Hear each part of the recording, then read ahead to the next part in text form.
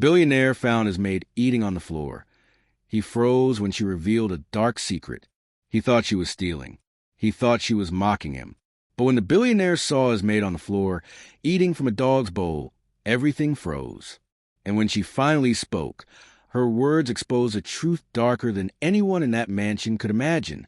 This is a story of hunger, cruelty, and the moment one woman's broken voice shattered the silence inside the richest home in the city. Clara Mendez had learned to live with hunger long before she ever stepped into the glass gates of the Langford estate. She remembered nights as a child when her mother would pour hot water over stale bread and call it soup. She remembered pushing her plate away at 11, pretending she wasn't hungry so her younger brothers could eat instead. At 16, she dropped out of school. Her classmates were solving math problems. Clara was scrubbing other people's dishes. By 27, nothing had changed, only the weight of responsibility on her shoulders. Her father was gone. Her younger brother needed medicine the family couldn't afford. Her sister, bright and stubborn, needed tuition money for university. Clara sent every peso she could. She left herself with nothing but enough to survive. That's how she ended up at the Langford mansion, home of Gregory Langford, steel magnate, billionaire, and man whose house could fit 10 of Clara's childhood homes inside its marble walls. She told herself it was only a job. She told herself she could handle the humiliation if it meant her family would survive. But she hadn't counted on him. Alistair Cromwell, head butler of the Langford estate, had been there longer than most of the walls. 32 years of service had carved him into a figure of authority that even the other servants feared. His white gloves never touched a broom, but his tongue cracked like a whip. "No eating until the silver shines," he told Clara on her first day, eyes like ice under his thinning hair. "But, sir, it's past 9, she whispered. "We started at 6. "Quiet, girl," Cromwell snapped. "Servants eat last. If they eat at all, earn your food before you ask for it." The other maids lowered their eyes, silent. Clara understood quickly. Complaints only brought punishment. Cromwell had ways, doubling their hours, inventing mistakes, or, worse of all, withholding food until midnight, when all that remained were scraps of cold meat or soggy vegetables. Gregory Langford never noticed. Or perhaps he did and chose not to care. Discipline kept staff sharp. He once remarked in passing, when Cromwell boasted of his rules, Gregory believed struggle built character. So Clara endured. For weeks, Clara survived on water, or the crust of bread she could pocket at breakfast. Most of the time she gave even that away, mailing what she earned to her family. But hunger doesn't forgive. Her body weakened. Her hands shook as she polished silver. Her vision blurred as she crouched to scrub the marble floors. Still, Cromwell's voice cut through the air. "Faster, Clara. The floor should shine like a mirror. Do you think Master Langford pays you to crawl like a snail?" She whispered, "I'm doing my best, sir." "Then your best is worthless." By the third day without a proper meal, Clara's strength snapped. It was late afternoon. Cromwell had just stormed from the kitchen after berating a cook for burning toast. The other servants kept their heads down. Clara's knees buckled. She slid to the floor, gasping, her hands clutching the edge of the dog's steel bowl by the counter. There were scraps inside, wet bread, bits of broth, crumbs the golden retriever hadn't licked clean. Her pride screamed not to, but hunger roared louder. Tears streaked down her face as she dragged the bowl toward herself. "Forgive me, Lord," she whispered. "I just need something." And then she ate. She didn't hear the footsteps at first. Polished leather across marble. Slow, steady. She didn't see the tailored suit paws in the doorway, but she felt the eyes, burning into her back. Clara froze, her fingers still inside the dog's bowl. Slowly she turned. Gregory Langford stood there. His face, usually hard, polished, unreadable, was a mask of cold shock.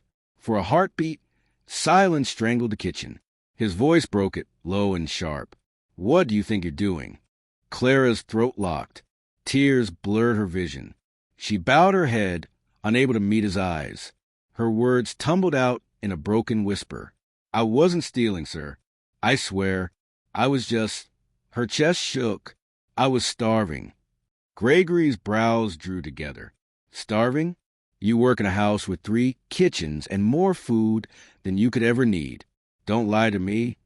Clara sobbed harder. I send everything home, my brother's medicine, my sister's school. I keep nothing. And Mr. Cromwell, her voice cracked. He said no meals until I finish the floors. It's been 2 days, sir. 2 days. The name landed like a stone.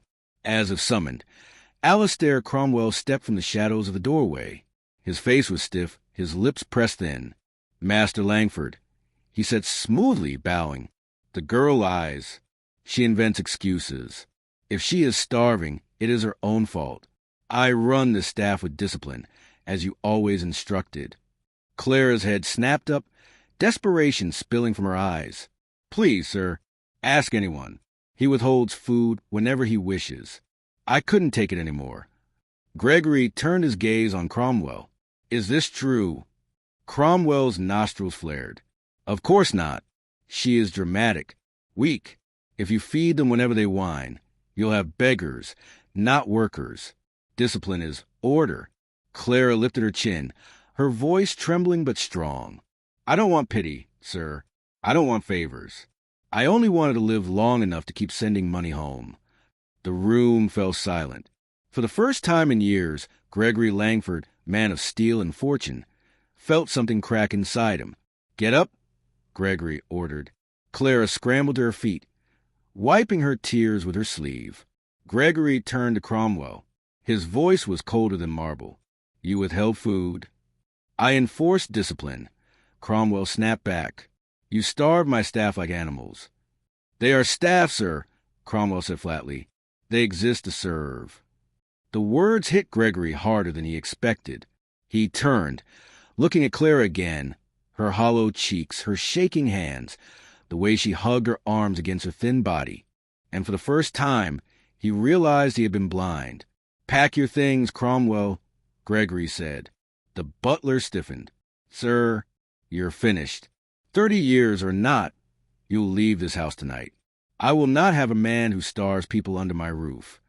Rage flickered in Cromwell's eyes, but he knew better than to fight. He gave a curt bow and stalked away. The kitchen exhaled in silence. Clara stood frozen, unsure if she had just been saved or condemned. Gregory's gaze fell on her again. You should have spoken sooner, he said. Her lips quivered. Would you have listened? The question pierced deeper than anything she could have said. He didn't answer. Not right away. Finally, he said, from now on, you'll eat properly, and your wages will increase. Enough to cover your family's needs. Clara gasped. Her hands covered her mouth as disbelief flooded her face.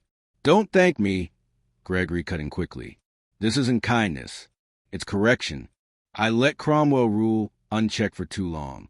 That ends tonight. Her tears fell again, but this time they weren't only despair. They were relief. I'll work harder than ever, sir, she whispered. But I won't forget this. Gregory nodded once, his expression still stern. But his eyes, for the first time, held something almost human. That night, the mansion changed. Word spread quickly. Cromwell was gone. The rules were no longer chains.